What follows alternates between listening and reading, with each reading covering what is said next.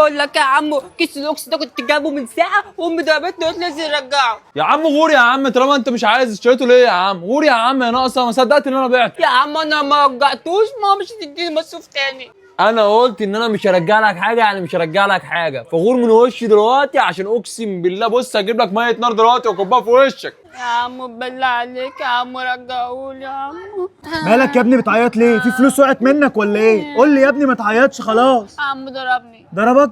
هو ده مالك يا صاحبي بتضرب عيل صغير ليه يا عم؟ هو انت من سنك ده عشان تضربه؟ انت عبيط ولا ايه؟ انت بقى البطل اللي هتيجي تتنطط عليا انت كمان، يعني مش هرجعه. وشوف بقى انت جاي معاك بايه بقى. في يا جدعان سكو جايب اخر الشارع عليه والولد الصغير ده بيعيط ليه؟ تعالى بص يا صاحبي بيضرب عيل صغير يا عم عشان مش عايز يرجع له كيس اوكسي ب 15 جنيه. يا جدعان بتتكتروا عليا ولا ايه؟ بتتكتروا عليا؟ وده صاحبي رجع له كيس الاوكسي ده. خد يا صاحبي 15 جنيه بتوع الاوكس، هو مع اني ما برجعش بس عشان وشك السمح ده هرجعه.